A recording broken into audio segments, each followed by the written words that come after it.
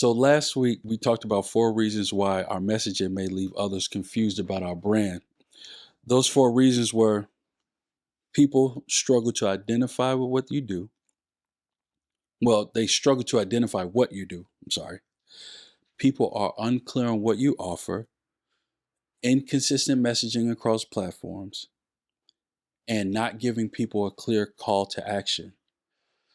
So this week we're going to touch on providing essentially 4 ways to clarify your brand messaging and to make sure that people could connect with who you are and what you service and how they can take action. So, just a re-reference from last week, this is for individuals who may feel like people just don't really understand what they're doing. They put creative works out in the world and people don't engage. They feel like people just don't understand what they're doing and what they offer creatively, and people aren't connecting with it. And we talked about what an actual brand is. So a brand essentially is how people perceive and engage with your work and how they feel. So however an individual feels about your product, your services, and how they engage with you as a creative, that's your brand. So whatever they're saying about that, that's your brand description. It's not about whether it's positive or negative. We want it to be positive. We want it to uh, be something that people could identify with and find peace with and love and support. But what matters most is what they're actually saying, because that's going to determine how we move forward, how we can elevate and develop our brand in a way that really adds value to people and really helps them in serving them. So let's get into these 4 ways to clarify your brand message and to make your brand more clear to individuals and give them a way to take action. So one thing that you want to do, the first thing, you want to create a clear and simple brand statement. You want to create a one-liner that explains what you do and who you do it for. So there's a formula that I apply to this with how to create a brand statement. It's who you help, it's what you help them with, and what is the end result of that help. So an example for this podcast, I help creative entrepreneurs, that's the who, complete impactful projects, that's the what, with confidence, support, and peace of mind, that's the end result. So with that statement, you know exactly who I serve, creative entrepreneurs. You know exactly what I help them with, completing impactful projects, and you know what the end result of it is. They do it with confidence, with support, and peace of mind. What is the benefit of doing this?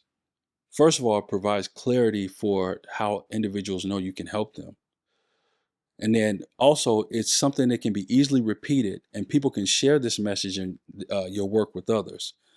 People understand who you help, what you help them with, and the intended result of what they get from engaging with your creative works. And again, why art is up for interpretation, providing this, it helps people understand the intention and it gives them context for what they're interpreting. So to kind of flip the script a little bit, um, if you're an artist and you have an album and you release that album, you know who you released it for, you know why you released it, and you know what the intended result of that album is for. Within that album bio, explaining that and people reading that, they take that context into listening the album. They take that context into engaging with the album. Now they're going to have their own feelings about it, but with that context, it gives them a guide on how to engage with it, and it gives them a guide to understand who it's actually for.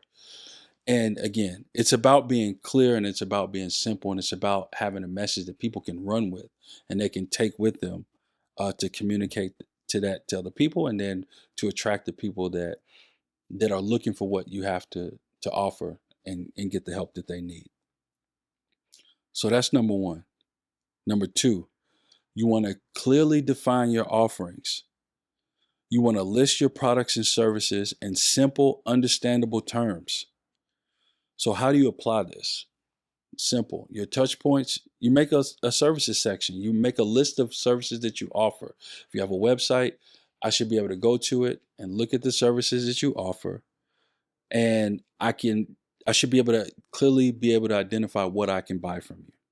So if I'm an artist, buy vinyl, buy a tour ticket within the buy merch section, for an example. This increases sales. It's more specific and it clarifies opportunities because people know exactly how to engage with your work. It helps weeds out potential opportunities that aren't in alignment with what you offer. You know what to say yes to, you know what to say no to, because the services you provide and those you engage with are very clear about what you offer. So when you have people approaching you and reaching out to you, first of all, even asking what you offer, or if they are or if they are asking, can you do certain things outside of what you offer?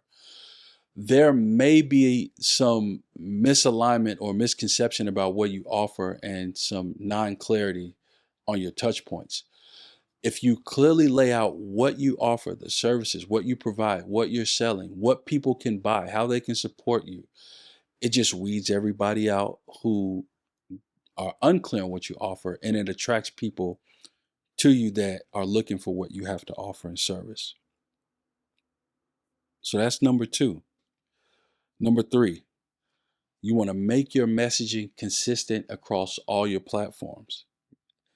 Anywhere where you have a touch point, where you have a blueprint that you're in control and it's an asset that you own, whether that's a website, social media, promotional materials, you want to audit these materials to make sure that the messaging is consistent throughout.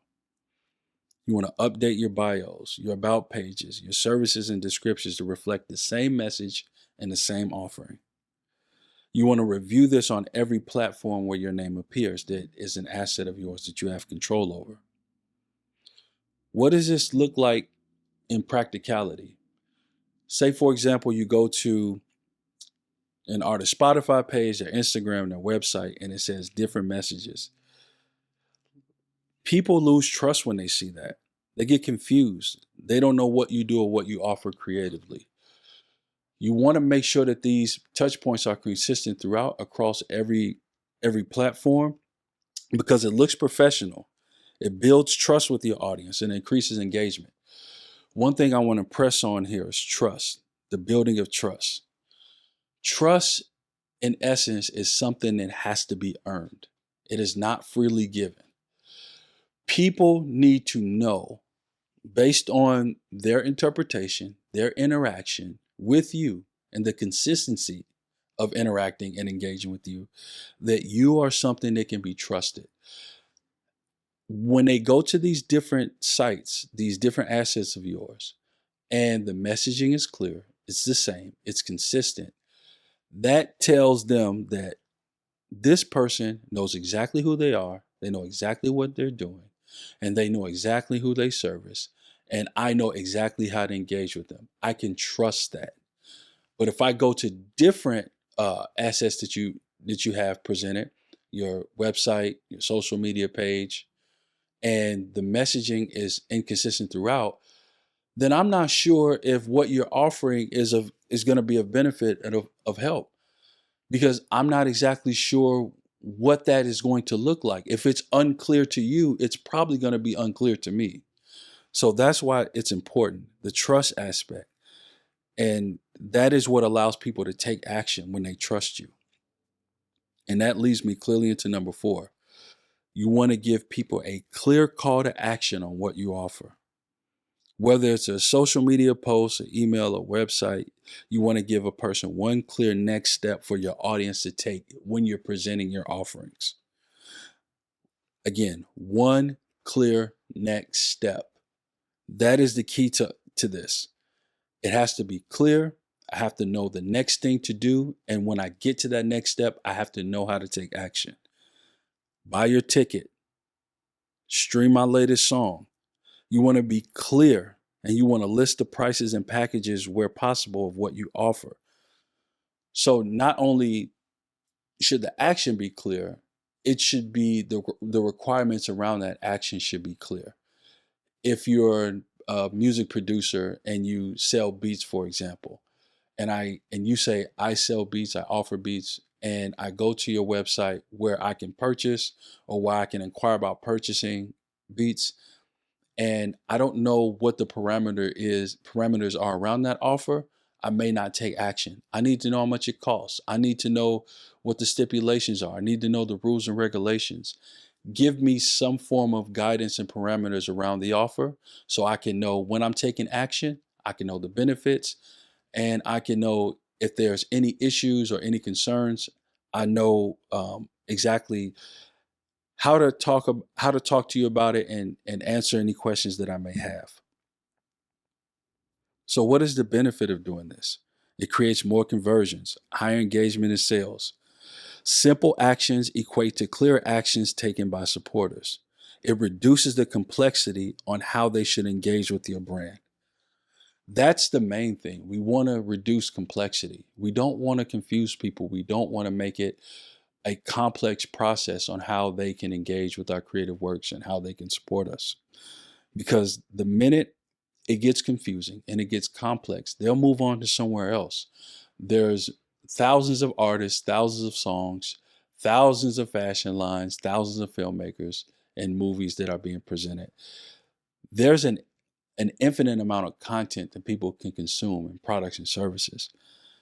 But if we're very simple, we're very precise, and we're very clear on who we help, what we help them with, and what the end result is, chances are we'll cut through the noise, we'll get through all of the noisiness online or in person or wherever we present our products, and we'll be able to reach the people that we're intended to reach, and we'll be able to serve those we're intended to serve. So again, you want to make sure that you create a clear and simple brand statement. Clarify and clearly define your offerings. Make your messaging consistent everywhere across your creative touchpoints. And you want to give a clear call to action on what you offer. I know this is a lot. We're not marketing experts, some of us, and you don't have to be. You don't have to be a brand expert. I think the important thing is just to be clear on who you are and how you serve and what you offer. If you can cover those three aspects, you'll be fine. You don't have to be an expert. But I want you to pick one strategy today and apply it to your brand messaging. Take your time, process it, process the information. Be sure that it's authentic. Make sure that it's genuine and it's something that you can stand behind, something that you feel confident in, something that you feel that as you come across in your brand messaging, it's real. It's not something that's fabricated and it's not something that's made up. That authenticity, again, is how people are going to perceive you, how they're going to engage with you, and how they're going to trust you over time. And once you implement these steps, even just one, let me know how it works for you. Feel free to reach out to me. Let me know what the end results are over time and connect with me and let me know how you're doing with it. Again, I really appreciate you watching. Thank you for your time, energy, and support. I'm Neak. See you back here again next week. Be blessed.